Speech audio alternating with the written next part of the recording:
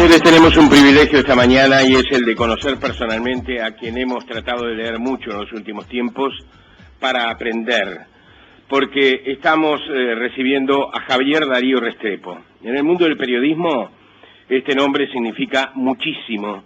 Es un colombiano que se ha convertido en una voz de respeto internacional, un maestro.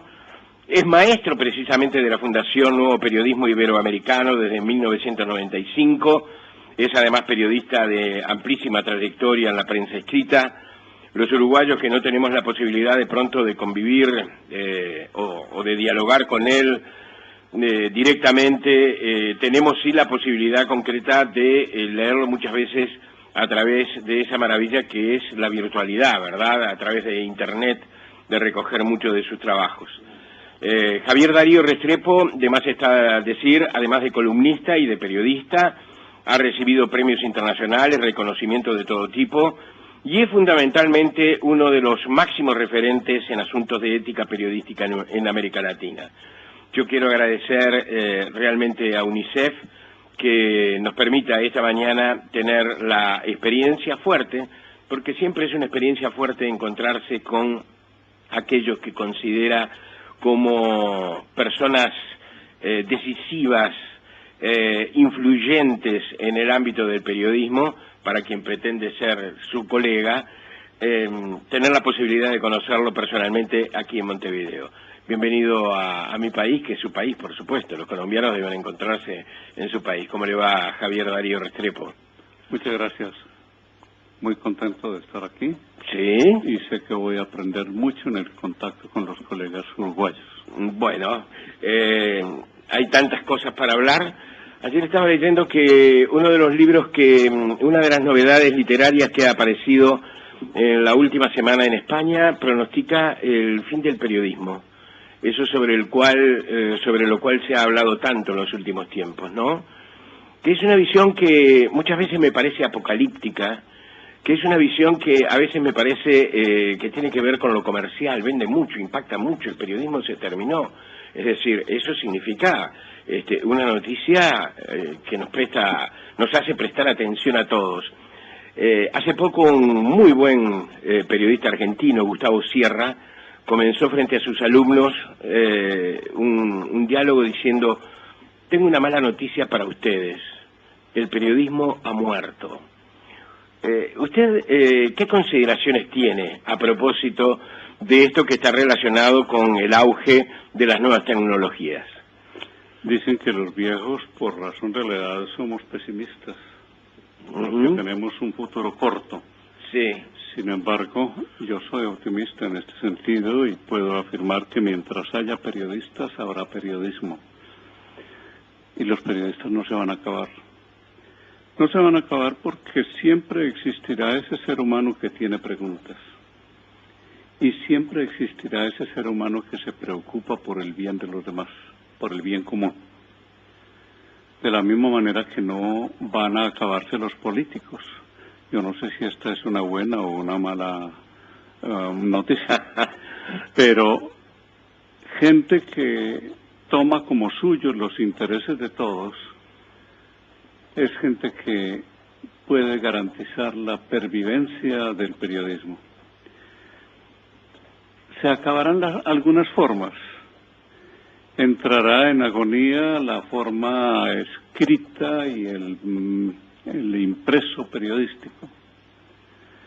Pero en cambio, esa persona que está buscando siempre lo que está sucediendo, que relaciona lo que está sucediendo con el interés de todos y que quiere convocarlos a todos alrededor de eso que está sucediendo para buscar soluciones, esa persona siempre existirá. Estoy prácticamente diciendo que mientras haya seres humanos habrá periodismo. Es una respuesta que creo que tiene mucho de coherente con lo que las sociedades además necesitan, ¿no? Gente que haga preguntas o que busque respuestas. Ahora, ¿qué tipo de periodismo? Porque los periodistas no podemos pretender que en un mundo donde cambia todo, nosotros sigamos siendo iguales. Y entonces, ¿qué va a pasar? Lo que no se debe modificar, supongo, son los principios. pero las formas, sí, nos vamos a sorprender ante las nuevas formas de periodismo que podemos asistir. En Buenos Aires se reunió hace 3 o 4 años un grupo muy importante de directores de periódicos del mundo con motivo de un aniversario emblemático de Clarín. Y allí se trataron precisamente estos temas porque en este momento el dolor de cabeza, lo que no deja dormir tranquilos a los directores y sobre todo propietarios de medios de comunicación, es esa pregunta. ¿Qué tiene que cambiar? Y esos cambios serán tan radicales que desaparezca el periodismo impreso y solo sobrevivan otras formas.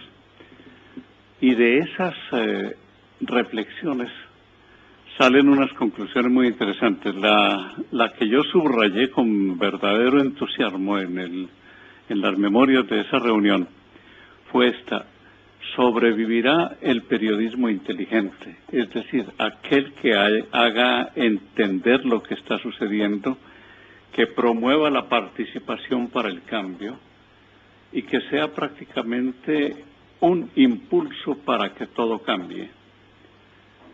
Se sabe que en el mundo las personas que resultan más positivas para la sociedad son esas que están urgiendo cambios. En cambio, las más dañinas para la sociedad son aquellas que están defendiendo lo establecido, lo que está, porque están condenando o por lo menos impulsando el estancamiento, y cuando hay estancamiento hay corrupción, porque todo lo estancado se pudre.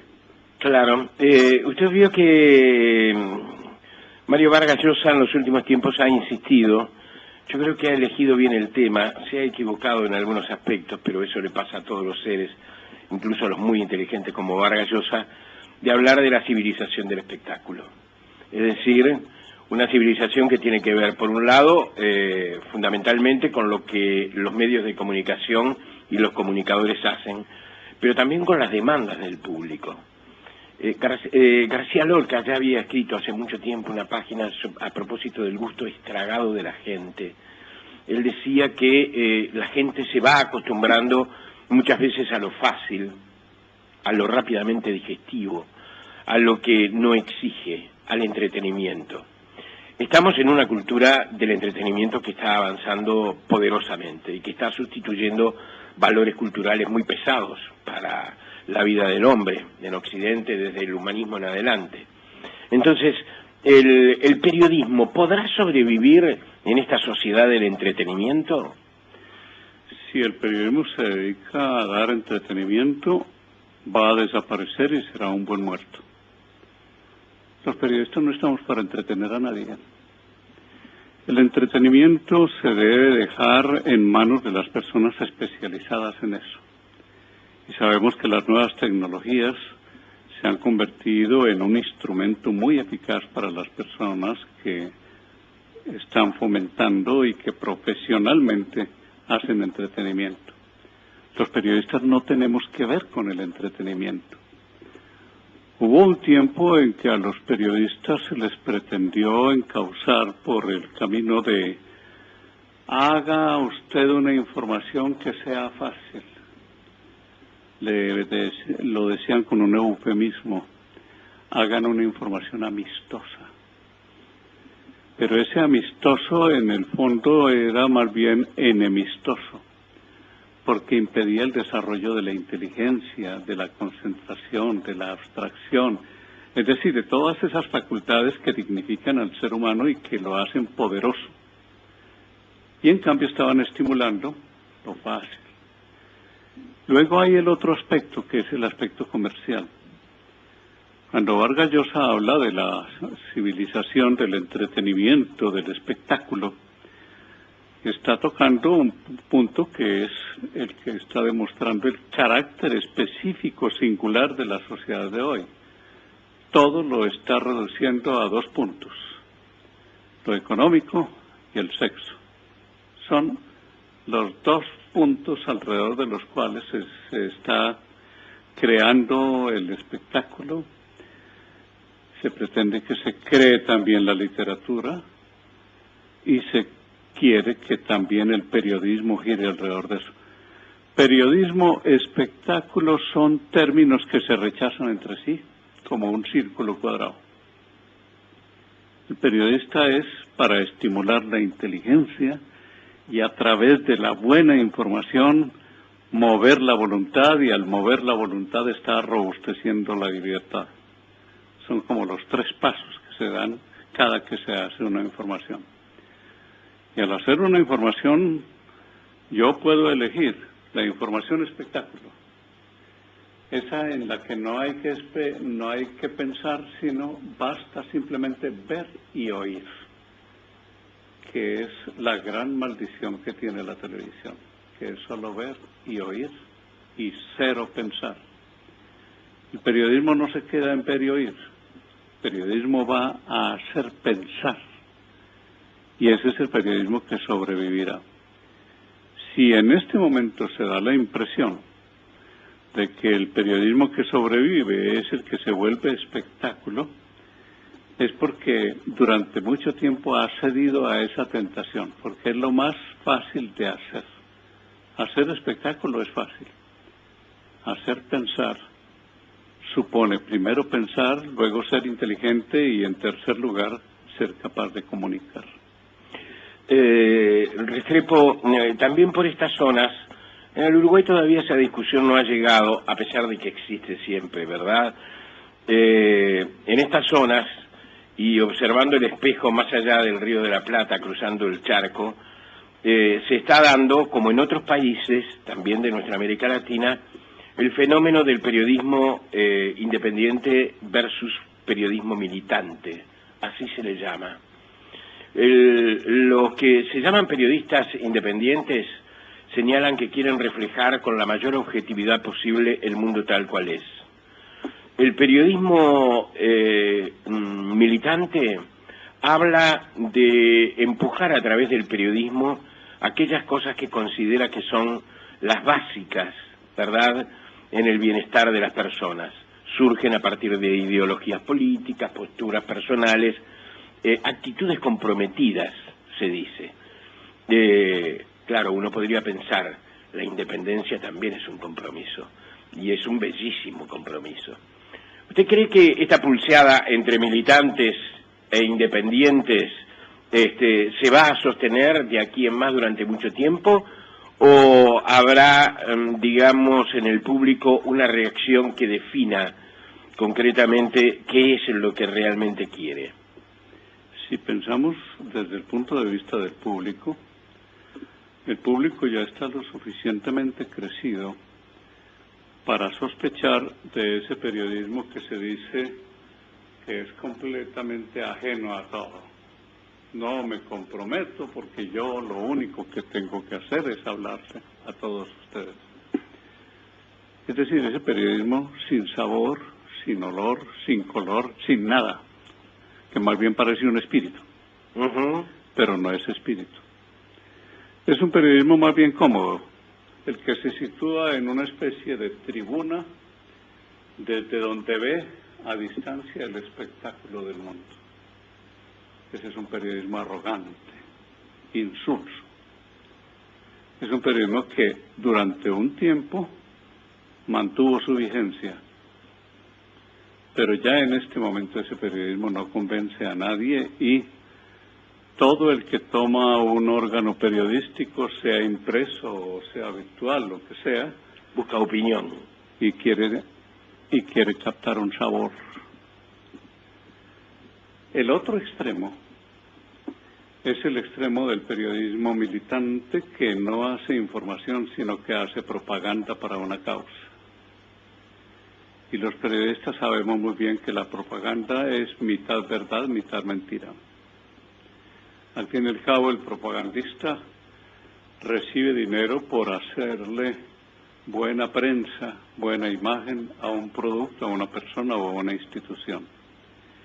Entre esos dos extremos hay un camino medio, que es un camino bastante difícil de transitar, porque supone en primer lugar un control grande de las propias emociones. Uno generalmente adhiere a una causa en gran parte movido por sus emociones y en otra parte movido por su cerebro. Ese periodismo que controla sus emociones, controla también sus propios intereses. Y sobre todo es un periodismo que tiene una profunda fe en la capacidad de los receptores de información. Sabe que ese receptor de información merece todo respeto y que por consiguiente no es alguien a quien yo voy a empujar para un lado o para otro. Sabe que él toma sus propias decisiones, pero toma sus decisiones si tiene una información correcta y una información de calidad. Total que por este camino del medio hay un periodismo comprometido primero con sus receptores. Es un periodismo que está guiado por este principio. Yo solo respeto a mi lector, oyente o televidente. Está en la cima de la escala de las prioridades, el receptor. Se trabaja para ese receptor, se trabaja para su inteligencia, se trabaja para darle motivos a su voluntad. Eso supone un periodismo de mucha calidad. Porque los dos extremos de que he hablado no son tan exigentes como el de este periodismo comprometido con el receptor y con toda la sociedad. Es un periodismo que se sitúa por encima de los partidos. Y para eso el periodista está particularmente calificado. Los periodistas vemos desfilar como por una pasarela a todos los que proponen cosas, políticos, gobernantes, les seguimos toda su trayectoria, aplaudimos sus aciertos, condenamos todos sus errores, potenciamos las propuestas que hace la sociedad. Es decir, nosotros no estamos informando solo por informar. El periodista está informando para que la sociedad sea mejor. Y por eso siempre es crítico y, como decíamos hace un rato, siempre está formulando preguntas porque el periodista duda de todo. Y mientras mantenga la duda y mantenga la pregunta, está vivo como periodista. El que nunca duda, el que dejó de encontrar preguntas, ya es un periodista muerto.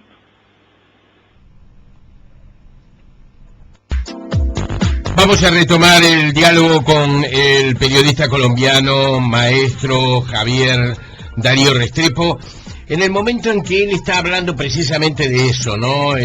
Ante la pregunta que le planteábamos sobre periodismo independiente, sobre periodismo militante. Insurso. Es un periodismo que durante un tiempo mantuvo su vigencia, pero ya en este momento ese periodismo no convence a nadie y todo el que toma un órgano periodístico, sea impreso o sea virtual, lo que sea, busca opinión y quiere captar un sabor. El otro extremo es el extremo del periodismo militante que no hace información, sino que hace propaganda para una causa. Y los periodistas sabemos muy bien que la propaganda es mitad verdad, mitad mentira. Al fin y al cabo, el propagandista recibe dinero por hacerle buena prensa, buena imagen a un producto, a una persona o a una institución. Entre esos dos extremos hay un camino medio, que es un camino bastante difícil de transitar, porque supone en primer lugar un control grande de las propias emociones. Uno generalmente adhiere a una causa en gran parte movido por sus emociones y en otra parte movido por su cerebro. Ese periodismo que controla sus emociones, controla también sus propios intereses y sobre todo es un periodismo que tiene una profunda fe en la capacidad de los receptores de información. Sabe que ese receptor de información merece todo respeto y que por consiguiente no es alguien a quien yo voy a empujar para un lado o para otro. Sabe que él toma sus propias decisiones, pero toma sus decisiones si tiene una información correcta y una información de calidad. Total que por este camino del medio hay un periodismo comprometido primero con sus receptores. Es un periodismo que está guiado por este principio. Yo solo respeto a mi lector, oyente o televidente. Está en la cima de la escala de las prioridades, el receptor. Se trabaja para ese receptor, se trabaja para su inteligencia, se trabaja para darle motivos a su voluntad.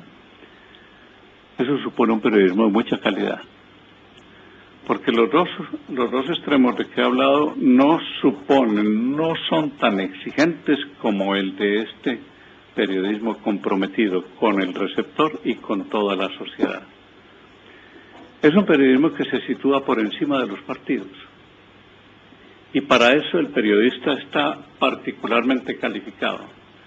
Los periodistas vemos desfilar como por una pasarela a todos los que proponen cosas, políticos, gobernantes, les seguimos toda su trayectoria, aplaudimos sus aciertos, condenamos todos sus errores, potenciamos las propuestas que hace la sociedad.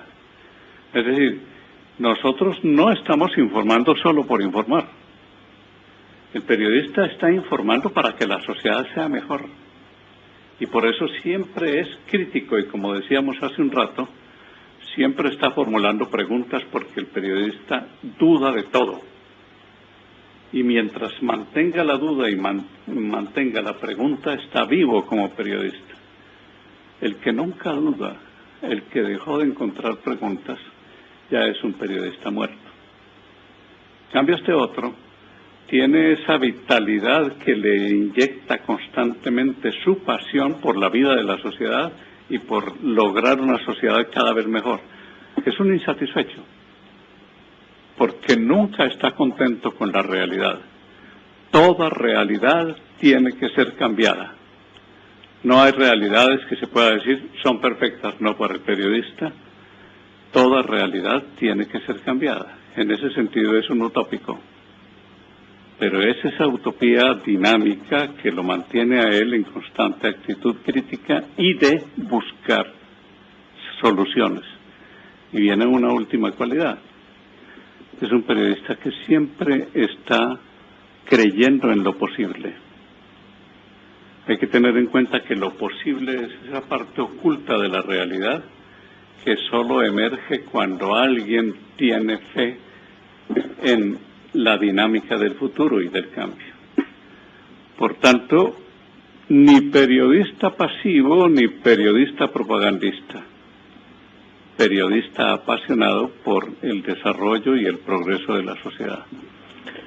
¿Quién fue su maestro? ¿Quiénes fueron sus maestros? Maestro, hoy usted es un maestro, pero usted eligió el periodismo seguramente por razones personales, familiares, de hábito, ¿verdad? ¿Quiénes fueron sus maestros? Bueno, ese es un aprendizaje largo que se hace. Ten en cuenta que llevo 54 años en este cuento. Uh-huh. Y allá en los puros comienzos hubo en Colombia personas como Alfonso Castellanos. Alfonso Castellanos en este momento está retirado. Su hijo está activo y prácticamente realizando la herencia que le dejó su padre. Alfonso era un viejo periodista, más hecho en las redacciones que en la academia, pero un hombre de una pasión por el periodismo que nos enseñó. En aquel momento yo estaba haciendo con él un programa de televisión. Y a propósito del programa de televisión y de nuestras experiencias venían los análisis y las críticas que él hacía a lo que nosotros le llevábamos a la mesa de redacción. Fue un gran maestro, pero mis grandes maestros han sido sobre todo los que he encontrado ocasionalmente, como Ryszard Kapuscinski. Yo no vacilo en señalar a Kapuscinski primero como el reportero más importante del siglo XX y luego como la persona que más me enseñó a través de sus escritos y en un par de encuentros personales que tuvimos que fueron para mí momentos privilegiados. Allí también se completó mucho de lo que había aprendido con él en sus escritos. Kapuscinski es una maravilla, ¿no? Pero no se enoje conmigo. Se decepcionó mucho cuando supo que él hizo afirmaciones que no tenían nada que ver con la realidad. Por ejemplo, su relacionamiento con el Che. Sí. Le diría que frente a eso más bien no fue decepción, sino que lo comprendí mejor. Yo parto del principio de que no hay seres perfectos. Y que el mundo sería muy aburridor si estuviera poblado por seres perfectos. Lo apasionante de la relación con las personas es que tú encuentras que toda persona es una combinación de verdad y de error, de virtud y de vicio. Y ver al hombre debatiéndose entre esos dos polos que se rechazan es un espectáculo fascinante y tal vez es uno de los aspectos más apasionantes que tiene la reportería. Claro. Yo de Kapuscinski recuerdo algunas cosas excepcionales. Por ejemplo, la mejor película sobre la Segunda Guerra Mundial tal vez no haya sido una película hecha en las trincheras, sino que se hizo por el contrario. Era la historia de soldados que volvían a su país, lo mejor de nuestra vida, hace mucho tiempo, una película vieja de William Wyler. La mejor descripción, o una de las mejores que he leído a propósito de la guerra, se la leí a Kapuscinski. Y Kapuscinski no contaba allí el ruido, digamos, de las balas ni de los estallidos. Lo que me impresionó fue cuando Kapuscinski, en medio de una zona selvática, cuenta el silencio que siguió a la batalla.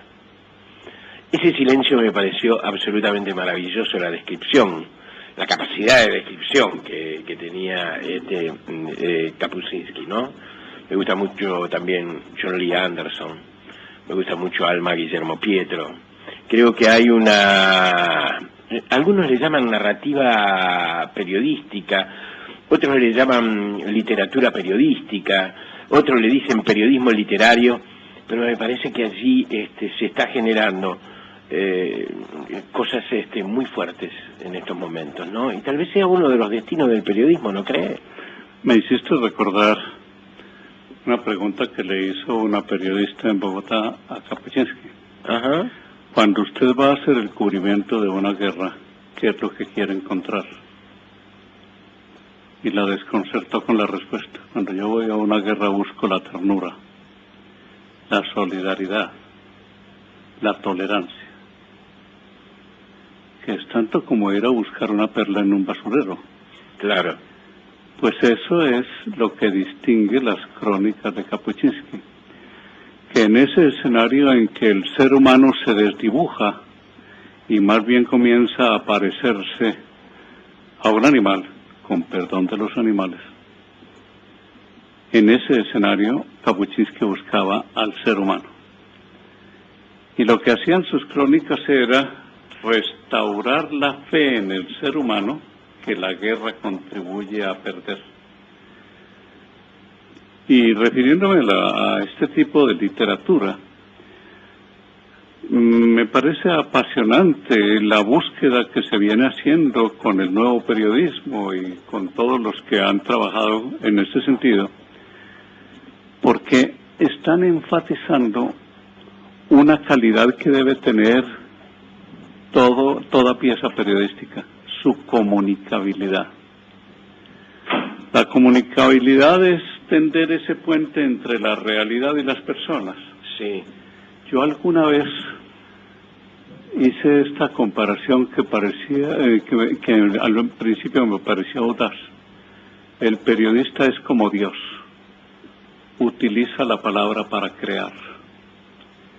Y si hemos de creer en la Biblia, que habla de que dijo Dios y las cosas fueron hechas, aún dentro de ese lenguaje simbólico que se utiliza en los libros sagrados, el periodista recrea los hechos con sus palabras.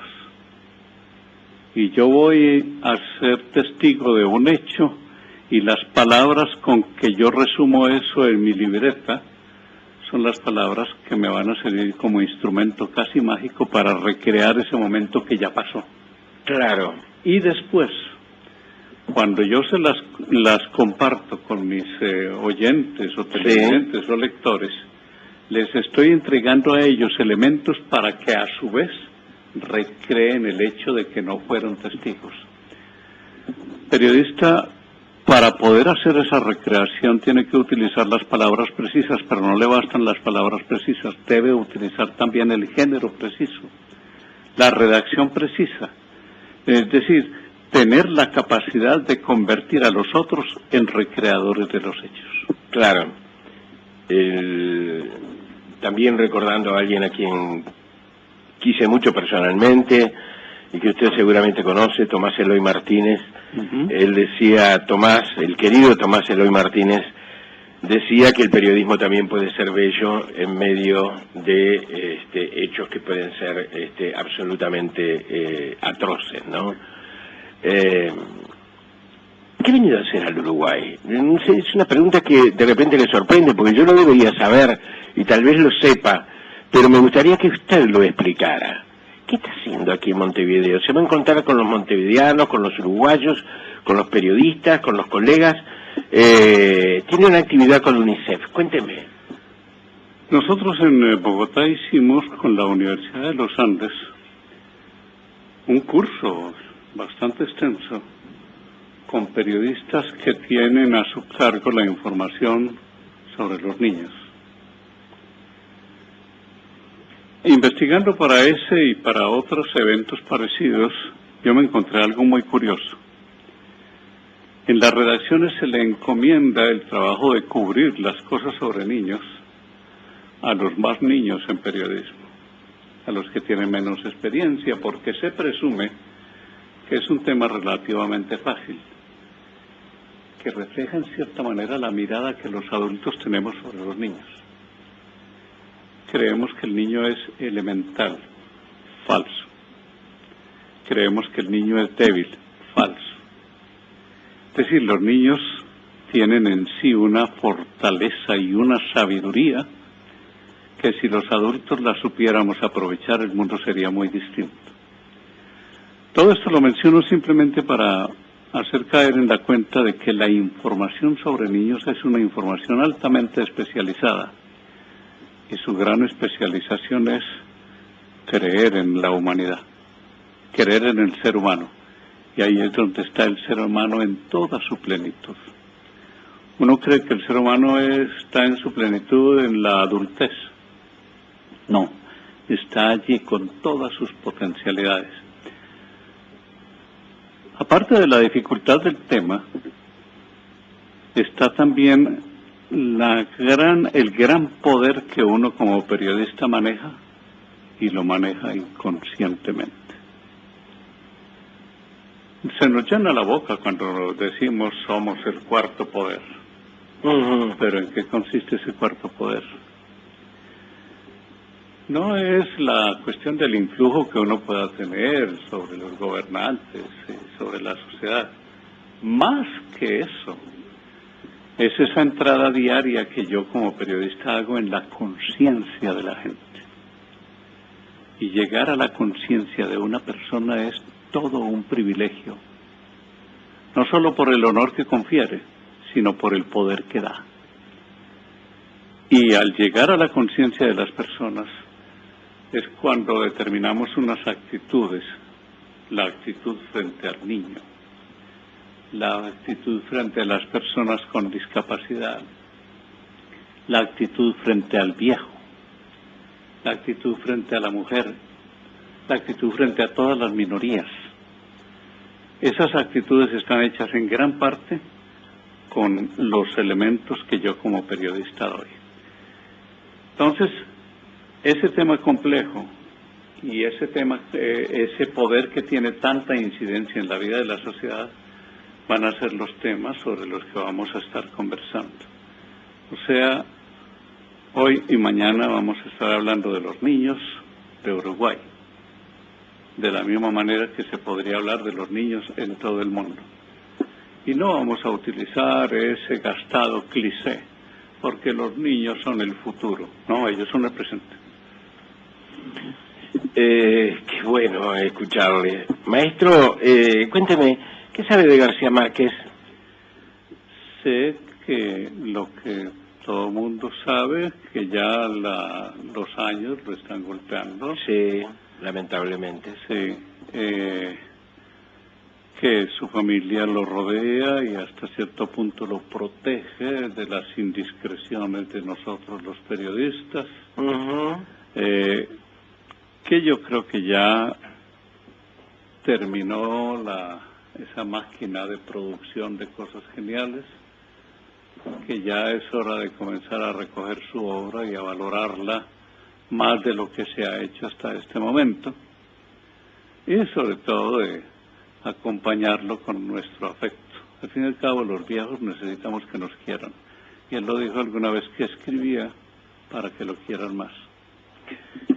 Señores, ustedes lo han escuchado, ha sido el periodista, maestro de la Fundación Nuevo Periodismo Iberoamericano, pero además esto es una síntesis groserísima de una trayectoria altamente respetada, que usted decía recién, esas cosas gastadas que se dicen, ¿verdad? Como por ejemplo, los niños son el futuro, y es verdad, es un término gastado, viejo, antiguo y que no dice nada. Hoy se usa la palabra referente. Se está gastando eso de la palabra referente. Pero si la palabra referente tiene un sentido, lo tienen ustedes. Lo seguiré leyendo. Me alegro muchísimo que esté aquí en el Uruguay. Agradezco enormemente a UNICEF esta posibilidad. Y por supuesto, como a usted le habrá pasado tantas veces, yo me hubiera quedado mucho tiempo conversando con usted para ver si puedo aprender un poquito de alguien que es considerado con mucha justicia como un maestro. Que esté bien aquí, que es su país, ¿eh? Hasta muy pronto. Muchas gracias y me siento en casa. Hasta pronto.